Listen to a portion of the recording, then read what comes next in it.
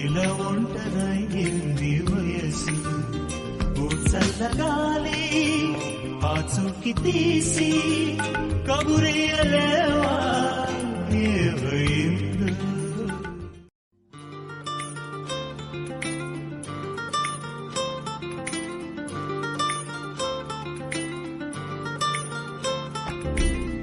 ఎటు వెళ్ళిపోయింది మనసు ఇలా ఒంటరైంది వయసు ఓ చల్లగాలి ఆచూకి తీసి కబురేయలేవా